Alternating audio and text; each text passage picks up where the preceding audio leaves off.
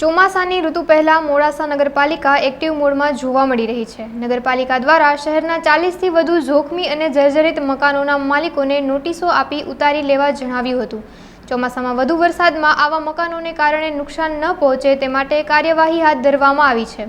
તેમજ નોટિસ બાદ પણ આવા પ્રકારના મકાનો ઉતારવામાં નહીં આવે તો પાલિકા દ્વારા જાતે જ આવા મકાનો ઉતારવાની કામગીરી હાથ ધરવામાં આવશે। મોડાસા નગરપાલિકા દ્વારા શહેરના વિસ્તારમાં જુદા જુદા 40 કરતાં વધારે ઇમારતોને જર્જરિત હોવાની નોટિસ આપેલ છે, જેની અંદર સમયમર્યાદા નક્કી કરેલ છે કે 10 દિવસની અંદર જે તે મકાન માલિકે પોતાનું જે ભાગ તૂટેલો હોય તે સરખો કરવો અને જરૂર જણાવી તો તમામ જો આખું મકાન ઉતારવાનું લાગતું હોય તો તે ઉતારી લેવા જણાવવામાં આવે છે।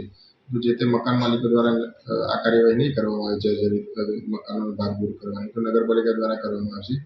જે પણ કંઈ ખર્ચ થશે તે નગરપાલિકા દ્વારા જે તે મકાન માલિકો પાસેથી વસૂલ કરવામાં આવશે। આ કાર્યવાહી 15 જૂનની આસપાસ નગરપાલિકા દ્વારા શરૂ કરવામાં આવશે। નગરપાલિકા દ્વારા જે લોકોને આપી તેમાંથી 7 થી 8 લોકો જે હતા કે જેમને કાર્યવાહી કરી નગરપાલિકાને રિપોર્ટ પણ કરેલ છે।